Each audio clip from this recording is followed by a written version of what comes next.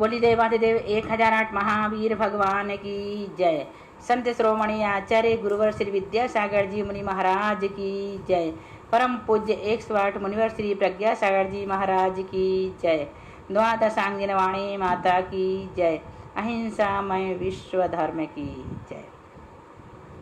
आज से हम आपको द्रव्यान योग प्रवेशिका पढ़ाएंगे। कर्णान योग प्रवेशिका पूर्ण हो चुकी है। उसमें पंडित कैलाश चंद्र जी शास्त्री ने बहुत अच्छा खुलासा किए हैं और हमें उसे पढ़ाने में बहुत अच्छा लगा और स्वयं पढ़कर भी हमें बहुत अच्छा लगा।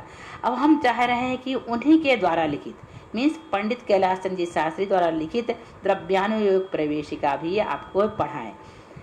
ये भी द्रव्यान योग में प्रवेश करने के लिए सर्वोत्तम प्रवेशिका है। मीन्स समय सार, प्रवचन सार, नियम सार, अष्टपाहुड़ जैसे ग्रंथों में प्रवेश पाने के लिए हमें द्रव्यान योग पढ़ना बहुत जरूरी है। जैसे जीव कांड कर्मकांड पढ़ने के लिए हमने कर्णान योग प्रवेशिका पढ़े, ऐसे ही हमको द्रव्यान योग के ग्रंथों में प्रवेश पाने के लिए यानी आचार्य कुंद कुंद भगवान के द्वारा लिखित समय सार, नियम सार, प्रवचन सार, अष्टपाहुड़ आदि ग्रंथों में प्रवेश पाने के लिए द्रव्यान योग का पढ़ना बहुत जरूरी है। उसमें भी हमारे पूज्य आदरणीय पंडित कैलाश चंद्र जी शास्त्री के द्वारा लिखित ये द्रव्यान योग प्रवेशिका बहु उपयोगी है। इसे आप जरूर पढ़ें और पढ़ करके इसे याद करें, क्योंकि ये हमारे लिए यदि समय सार जैसे महान ग्रंथ में प्रवेश करना है तो बहुत उपयोगी सिद्ध होगी।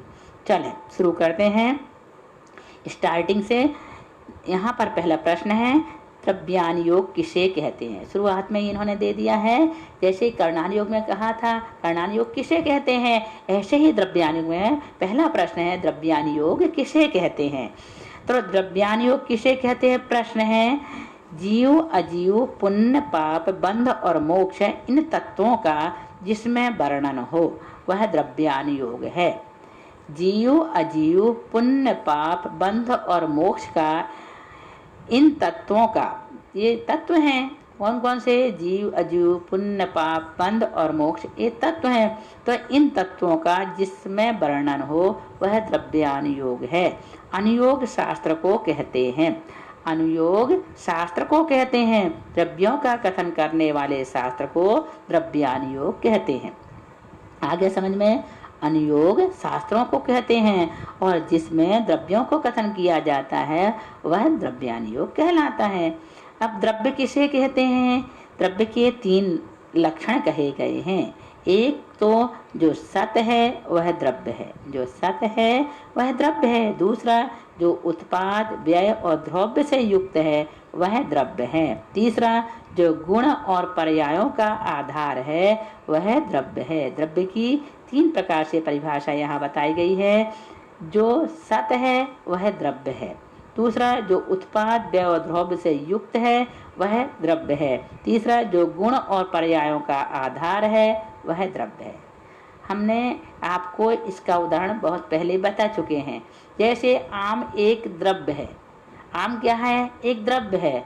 और गुण उसमें क्या है? खट्टा और मीठापन उसके गुण हैं। और पर्याय, पहले वह छोटा था फिर बड़ा हो गया, पहले हरा था जब कच्चा था और पीला हो गया, ये पर्याय उसकी बदल गई।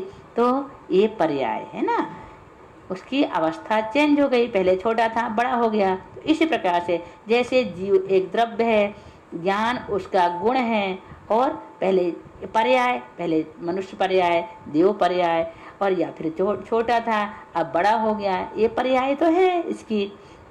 तो इसी प्रकार से हम द्रव्य को समझ सकते हैं। अब सत किसे कहते हैं? चूंकि ऊपर बताया है कि जो सत है वह द्रव्य है, तो सत किसे कहते हैं? जो उत्पाद, व्यय और द्रव्य से युक्त हो वही सत है। जो उत्पाद, व्यय और द्रव्य से युक्त हो वही सत है। तब सत तथा उत्पाद, व्यय और द्रव्य में क्या अंतर है? तो उत्पाद, व्यय और द्रव्य के होने पर ही द्रव्य सत होता है। आशय यह है कि द्रव्य सदा अपने स्वभाव में स्थिर रहता है, कभी भी अपने स्वभाव को नहीं छोड़ता और द्रव्य का स्वभाव उत्पाद, व्यय और द्रव्य रूप है। अतः उत्पाद, व्यय, द्रव्य इन तीनों से युक्त होने का नाम ही सत है। कितनी अच्छी तरह से समझाए पंडित जी ने, हमें तो खूब अच्छी लगती है इनकी प्रवेशिकाएं। उत्पाद किसे कहते हैं? द्रव्य में नवीन पर्याय की उत्पत्ति को उत्पाद कहते हैं। द्रव्य में नवीन पर्याय की उत्पत्ति को उत्पाद कहते हैं। जैसे मिट्टी के पिंड में घट पर्याय की उत्पत्ति, है ना, ये उत्पाद हो गया। व्यय किसे कहते हैं? द्रव्य की पूर्व पर्याय के नष्ट होने को व्यय कहते हैं। जैसे घट पर्याय के उत्पन्न होने पर पिंड पर्याय का नष्ट हो जाना। अब ध्रुव्य किसे कहते हैं? द्रव्य के अनादि स्वभाव के स्थिर रहने को ध्रुव्य कहते हैं। जैसे पिंड पर्याय का नाश और घट पर्याय का उत्पाद होने पर मिट्टी कायम रहती है, अर्थात ध्रुव्य है। अब देखें, ये तीनों एक ही समय में होते हैं या कैसे? यदि द्रव्य स्वयं ही उत्पन्न होता, स्वयं ही नष्ट होता और स्वयं ही ध्रुव रहता तो अवश्य ही तीन समय मानने पड़ते, परंतु ऐसा नहीं है। पर्याय से उत्पाद व्यय और ध्रुव्य होते हैं, इसलिए तीनों एक समय में ही होते हैं। जैसे जिस समय घट उत्पन्न होता है उसी समय पिंड पर्याय का नाश होता है और मिट्टी कायम रहती है। अतः जो समय नवीन पर्याय के उत्पाद का है वही समय पुरानी पर्याय का नाश का है, और दोनों अवस्थाओं में द्रव्य अर्थात अपने स्वभाव को नहीं छोड़ता, इसलिए उसी समय वह ध्रुवी है। यह समझ में बहुत सरल है, कई बार आपने पढ़ चुके हैं। जब उत्पाद आदि पर्याय में होते हैं तो उन्हें द्रव्य का क्यों कहा जाता है? उत्पाद व्यय और द्रव्य पर्याय में होते हैं और पर्याय द्रव्य में होती है, इसलिए उत्पाद आदि द्रव्य के कहे जाते हैं।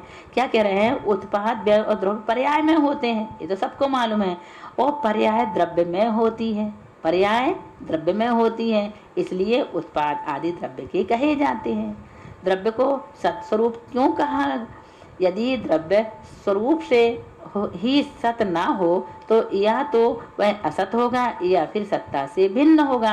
यदि वह असत होगा तो द्रव्य के नाश का प्रसंग आएगा, और यदि वह सत्ता से भिन्न होगा तो सत्ता के बिना भी द्रव्य के सत होने से सत्ता का मानना व्यर्थ हो जाएगा। अतः द्रव्य स्वयं ही सत स्वरूप है। अब देखो, द्रव्य के उक्त तीन लक्षण क्यों कहे? द्रव्य के उक्त तीन लक्षणों में से एक के कहने पर बाकी के दो लक्षणों का कथन यद्यपि स्वयं ही हो जाता है, अर्थात यदि द्रव्य सत है तो वह उत्पाद व्यय और द्रव्य भी है और गुण पर्याय वाला भी है, क्योंकि सत न केवल नित्य ही है और न केवल अनित्य ही है, किंतु नित्यानित्य स्वरूप है। नित्य स्वरूप में द्रव्य आ जाता है और अनित्य स्वरूप में उत्पाद व्यय आ जाता है, तथा द्रव्य कहने से गुण और उत्पाद व्यय के कहने से पर्याय आ जाती है, क्योंकि गुण ध्रुव होते हैं और पर्याय उत्पाद विनाशील होती है। इसी प्रकार उत्पाद व्यय द्रव्य के कहने से और गुण पर्याय वाला कहने से शेष दो लक्षण स्वयं कहे जाते हैं। फिर भी तीनों लक्षणों के कहने से द्रव्य के स्वरूप का खुलासा हो जाता है, इसलिए तीन लक्षण कहे हैं। बहुत बढ़िया।